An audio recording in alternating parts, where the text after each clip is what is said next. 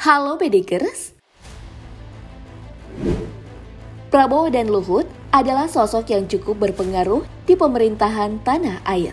Jabatannya kini berada langsung di bawah kepemimpinan Presiden Jokowi, yaitu sebagai menteri. Tapi kedua nama ini ternyata memiliki banyak cerita saat menjadi TNI dan pernah mengalami perseteruan yang cukup memanas ketika di Kopassus. Lantas seperti apa konfliknya? Nonton tayangan berikut sampai habis ya. Mari kita bongkar.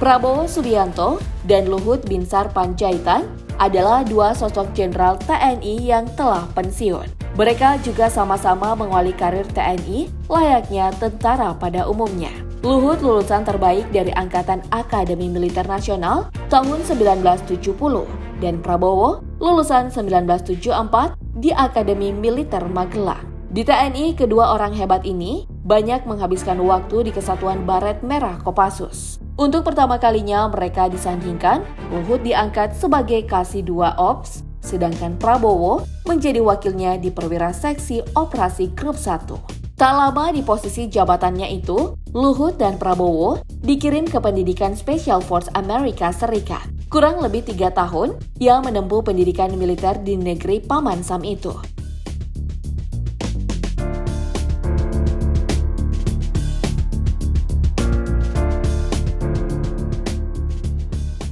Setelah terbang ke tanah air, lagi-lagi Luhut dan Prabowo diutus untuk mendalami ilmu kemiliteran anti-teror di Kepolisian Khusus GSG-9 Jerman Barat tahun 1981. Tak cukup setahun menempuh pendidikan di sana dan kembali pulang, Luhut Prabowo diperintah membentuk pasukan anti-teror di Kopassus yang diberi nama Detasemen 81 Penanggulangan Anti-Teror. Angka 81 sendiri diambil sesuai dengan tahun pembentukannya yang dikomandai oleh Mayor Luhut dan Kapten Prabowo sebagai wakilnya. Di tahun 1995, Prabowo diberi jabatan Komandan Jenderal Kopassus hingga 3 tahun setelahnya ia menjadi seorang Panglima Kostrat.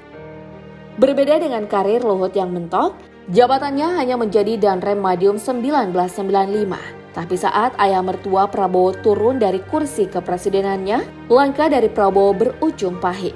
Ia diberhentikan dari TNI dengan pangkat bintang 3.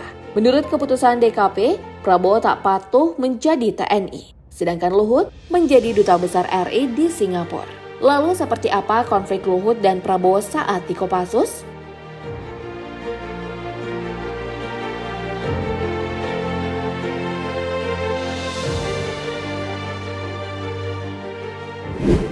Ketika menjabat di pasukan Den81, keduanya sempat mengalami perang dingin yang dikisahkan Sintong Panjaitan di buku Perjalanan Seorang Prajurit Para Komando.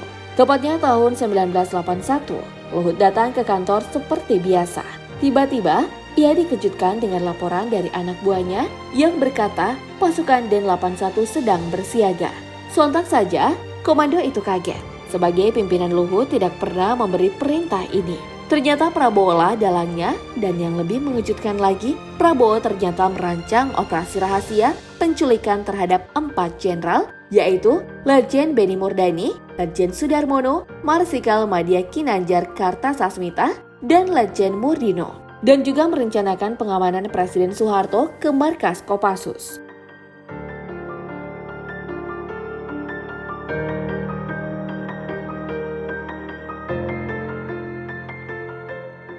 Luhut pun heran dan merasakan keanehan di situasi ini. Ia pun sigap memberi perintah ke anak buahnya itu. Sekarang, kalian semua siaga ke dalam markas. Tak ada satupun dari prajurit Den81 yang bisa bergerak, kecuali komando saya, tegas Luhut. Luhut langsung memanggil Prabowo ke ruangannya. Wakilnya itu menjelaskan jika seluruh ruangan telah disadap dan mengatakan Letjen Benny Murdani akan melakukan kudeta. Prabowo menambahkan, "Bang, nasib negara ini ditentukan oleh seorang kapten dan seorang mayor." Tapi Luhut tak percaya omong kosong Prabowo itu. Menurutnya, selama ini tidak ada gerak-gerik dari Benny Murdani yang mencurigakan.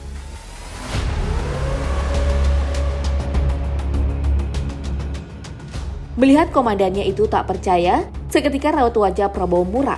keduanya langsung menghadap ke Wadanjen Kopasanda Brigjen Suchasmin. Disitulah Prabowo kembali menerangkan bahwa Benny Murdani akan mengkudeta pemerintahan dan Brigjen Jasmin juga sepemikiran dengan Luhut. Lalu Brigjen Jasmin memanggil kembali Luhut dan berpesan agar semua pasukan Den 81 tak ada yang bergerak.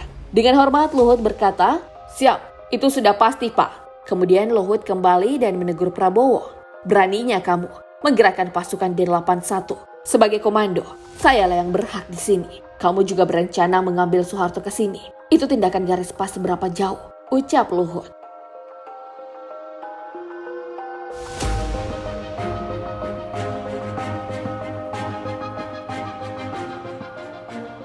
Mulai sejak itu, hubungan Prabowo dan Luhut tidak berjalan baik.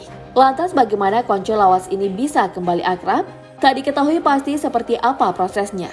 Tapi saat Prabowo tinggal di Yordania usai dipecat, ia tak bisa masuk ke tanah air lantaran paspornya tak diperpanjang oleh pihak Indonesia. Makanya Prabowo memberanikan diri menemui Luhut karena ingin bertemu dengan ayahnya yang sedang sakit keras di Indonesia. Kedatangan Prabowo di KBRI Singapura membuat Luhut terkejut. Ia tak menyangka jika akan berjumpa oleh mantan wakilnya di Den 81 lalu. Setelah berbincang dan meminta bantuan ke Luhut sebagai duta besar Indonesia kala itu, akhirnya Prabowo bisa masuk kembali di NKRI. Mungkin itu ya awal mula persahabatan mereka yang terjalin kembali. Eits, bukan berarti sudah selesai konfliknya.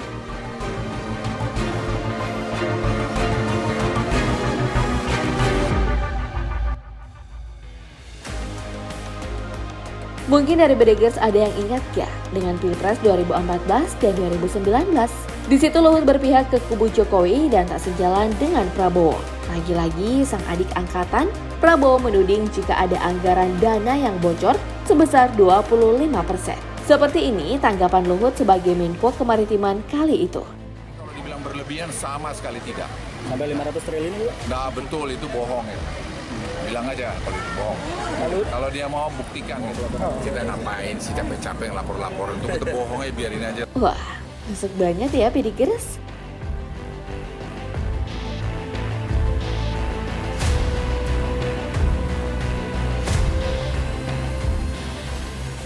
Tapi, mereka sekarang bersatu di Kabinet Indonesia Maju Pak Jokowi. Bahkan saat peresmian, Menteri periode 2019-2024, Luhut Binsar Panjaitan dan Prabowo Subianto kerap berdampingan.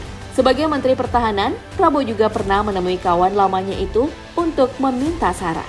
Mengingat Prabowo dan Luhut adalah mantan Jenderal TNI yang ahli dunia kemiliteran.